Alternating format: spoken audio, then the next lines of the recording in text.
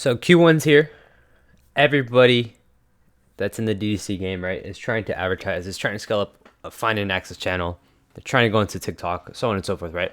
But what I want to talk about today is there's two sides to the coin when it comes to D2C. You have your front end cost per acquisition. There's stuff in regards to the whole entire funnel process in which you can tweak to optimize the CPA, from creatives to post click. Speaking with a couple mentors of mine, guys that have managed 100K a day in spend, right? Just that feedback is if you change the post click process, right, that can be a byproduct of lowering the CPA, because you can have really good creatives, right? But if there's a drop off when somebody goes and clicks to watch that landing page or watch the loading speed, it takes forever for some reason, especially a TikTok audience, right? These guys are very fast paced. They want stuff very, very fast, right? That could be a downfall to why you're not seeing profitable CPAs on TikTok, right?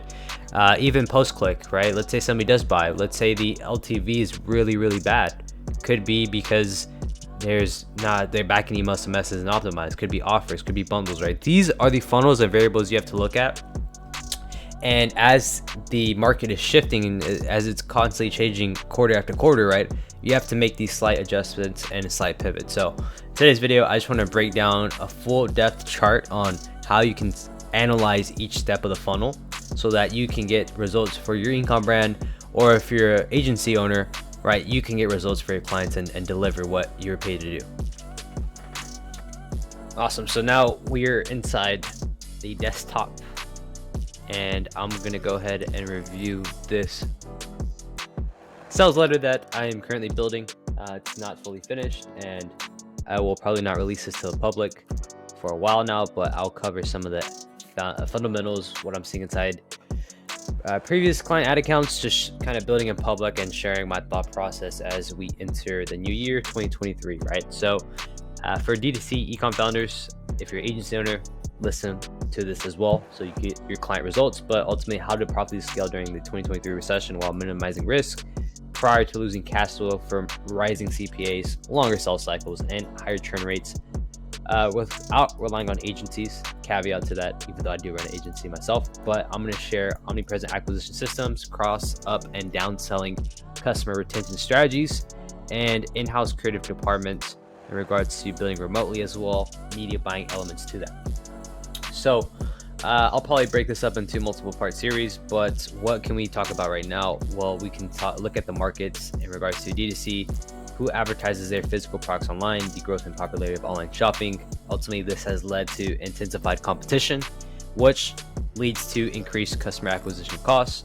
Brands, retailers advertising online from social media platforms have seen an increase of an average 27% rise in CAC year over year, and 222% rise from the last 8 years. So an average merchant saw a net loss of $29 to acquire a customer in 2022.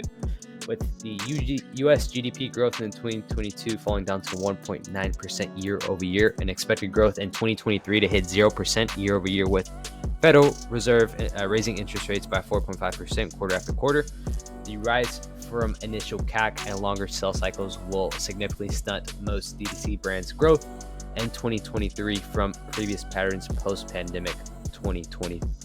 So with this being said, during the pandemic 2020 up to where we're at right now, 2023, there has been a huge increase in growth for e-commerce. One being that people were staying inside homes, right? They had to do majority of their shopping online due to restrictions, so as well as receiving stimulus checks. So when those stimulus checks flooded the market, right, more people were selling, and on top of that, more people were buying consumer goods, right?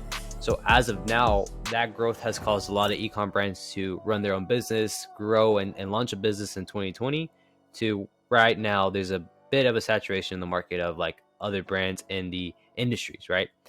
Or most commonly like cosmetic, supplements has been very, very competitive, and even I would say fashion apparel to some extent, right? So the challenge today is that everything has become much more expensive, while data attribution tracking is losing effectiveness due to iOS 14.5 updates, providing Apple users the option to block activity tracking from platforms such as Meta, Instagram, YouTube, Google, and TikTok. I believe Google is rolling out their own third our own software tool that's going to remove third-party cookies in its Chrome browser. So that's going to affect as well the way we attribute and track data points. So if data points and tracking is going on a downhill, right? And we know that there's more brands selling said product quarter over quarter, right? The byproduct of that is your CPA is continuously going to rise, right? That's just the way advertising works when you're selling a specific luxury good, right? So the barrier to entry for direct competitors to advertise online and capture market share of a specific audience fails to exist. This is what leads to competition from many D2C brands struggling to scale profitably in common industries such as beauty, cosmetic, fashion, apparel, and brands and supplement markets to acquire a profitable CAC. Due to the rise of initial CAC on common platforms like Meta, Instagram, the majority of these brands in these highly competitive industries tend to see a 1-to-1 ratio from total ad spend to return on ad spend in regards to complete purchase value. A deficit is present, and the cost of goods to fulfill that single order on a 1-to-1 ratio places these brands at a net loss from shipping costs and advertising spend for a single new customer. A brand in this environment must then fund the following month's advertising budget from future purchases based off of lifetime value of a customer.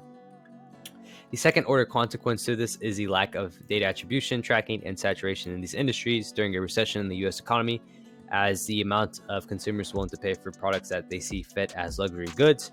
During an economic downturn, consumer behavior shifts from wanting to own luxury goods to now buying products that fulfill basic human needs, food, shelter, and water, right? Caveat, certain industries are outliers from this data and actually thrive during a recession, predominantly healthcare, consumer staples, and in some instances tech. But how does a recession affect D2C brands in 2023, right? This is the juicy stuff.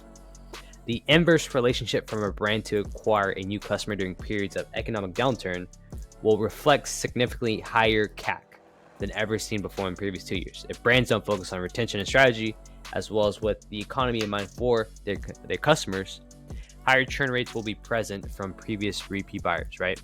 So D2C brands and retailers operating at a current deficit from initial CAC will face higher risk of filing for bankruptcy in between 2023 to 2024 as cash flow will fall into the negatives and profitability will no longer be sustainable with an economic downturn, right?